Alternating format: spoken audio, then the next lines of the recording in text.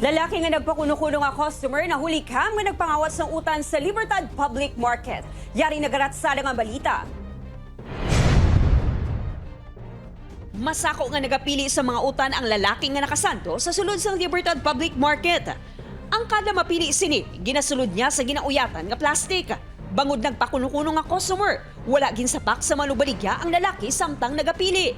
Apang matiun-tion, amat-amat na ini nga nagpalagyo. Pag bantay ni madam ang makuha din isa ka plastiko kay kiluhon, wala na. Tapos nakita sang isa naman kaupod nga nadalaya. Pagtapos siya pili, diretso na ganom sa nagkuam sa dalom. Naglabot sa 6 kilos ang amargoso ang nataban sa sospek. Ginapahayag modus sang lalaki nga maglisensya nga makuha sang bayad para makapalagyo. Nagkanto di sa dalom, nago-nago, nagapili man di sa mga dahon-dahon. Siling ni madam niya, wala pa man na makilo. Siling niya, inang tawgon ko anay akon nga magulang kaya mo ang mabayad sini. Pila ka oras ang nagligal, nadakpan ang lalaki kag nabawi ang mga ginpangkawat nga utan. Wala naging report sa kapulisan ng insidente. Upod kay Herald Eka, Aileen Pedreso ang naga.